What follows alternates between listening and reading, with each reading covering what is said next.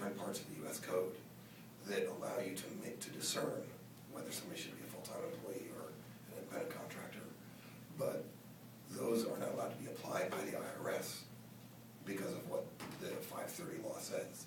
So the IRS cannot issue any rules. The IRS cannot apply the 20-point test or the common law test. And the argument that companies make when they file their taxes every year that this or that type of worker that they employ, I sound pretty terrible, don't I? Sorry. That this or that kind of worker should be an independent contractor is something that the IRS, for the most part, can't question. I mean, for the most part, meaning the 99% case. So businesses around the country have taken this safe harbor and have put more and more and more workers into it. One of the problems with dealing with this on a national level is that there is no known aggregate number of how many independent contractors are being misclassified. Independent contractors aren't bad things, bad people. Sometimes they serve a very good use. They want to be independent contractors. They have a proper function. It's a fine part of the economy. There are lots and lots of people who are misclassified as independent contractors, particularly in the building trades, particularly in typical union jobs, bricklayers, electrical workers, the drywallers, all these forms. And there are also other industries that use independent contracting as a way of doing business. A very typical one is independent insurance agents, independent stockbrokers, messenger and courier services. These are all big independent contractor industries. So in a 100 million person workforce, at a minimum, probably 3 million, at a maximum, 6, 7, 8 million people are misclassified. And there is a tax cap problem, which a lot of people talk about. And then there's also the human rights issue. As a political problem, this is a very big one.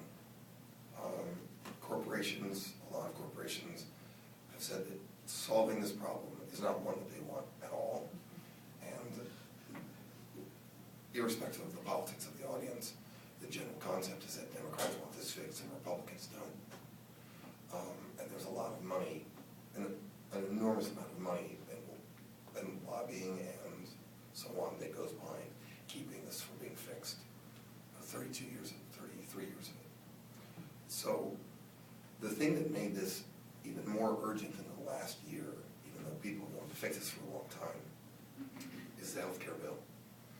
And there are a lot of employers who are going to start shifting people from full-time employee to independent contractor to drive their full-time employee count down so that they don't have to provide health care benefits. So they end up in the exchanges. So this is something that Congress is very worried about. The reason for the 530 problem in the first place, why the law was created, why was this loophole, people call it a loophole, it's actually just the law. It's bad law, but it's law. Law says you can do this, so they do it. It's not an unintended, it may or may not be an unintended consequence if it's abused. The fixing of this makes many corporations concerned that if I'm a corporation and I've misclassified you for the last 15 years of your life, and maybe in year 7, when I started misclassifying you, you had a slip and fall accident where I violated OSHA rules. Misclassification gets fixed. You can no longer misclassify workers. How you classify workers is clear. Can you come and sue me for all of the back wages you were denied, for the liability for the injury you suffered when I broke OSHA rules, but they weren't available to you?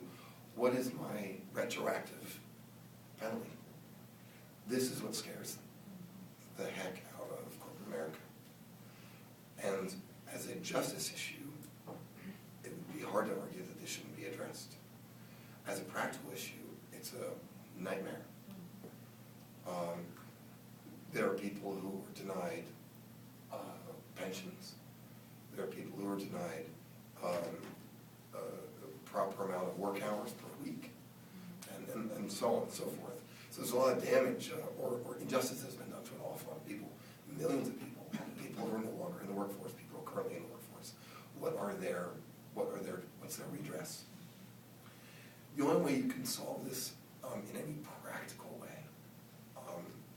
if you look at the politics of the country and the makeup of Congress, even in a Congress that had 59 Democrats in the Senate and a huge majority of Democrats in the House, was going to have a very hard time passing a bill that did a basic fix. Having a house that's Republican and getting a decent fix is still a huge push. So there's some good news, though. The good news is that states aren't waiting. There's a big tax problem. States looking at bankruptcy, states having huge tax problems. They want this fixed. They want the businesses who are competing fairly and classifying workers properly to be on an even playing field. They want the problems with their contracting. If I'm a government entity and I put out a contract and a company does a bid that has independent contractors in it, and the one that doesn't will be a higher, more expensive bid, and the law often requires me to take the lowest bidder. So this is a problem that states want to fix. So somewhere between 23 and 33 states are acting on the state level to fix this, which is pretty good. The problem is that they're only doing it for state taxes, not federal. And it's a patchwork of how they solve it. So the bill that Mr. McDermott and Senator Kerry have co-introduced steps around all the retroactive stuff because it's so complicated and sinks the bill from ever passing. Allows the IRS to make rules, and that's it. The IRS takes, actually it doesn't, there's no time limit. The IRS can issue rules for how to use the 20-point test. The 20-point test effectively talks about control. If you have no control of your work life, you're a full-time employee. If you have total control of your work life, you're an independent contractor.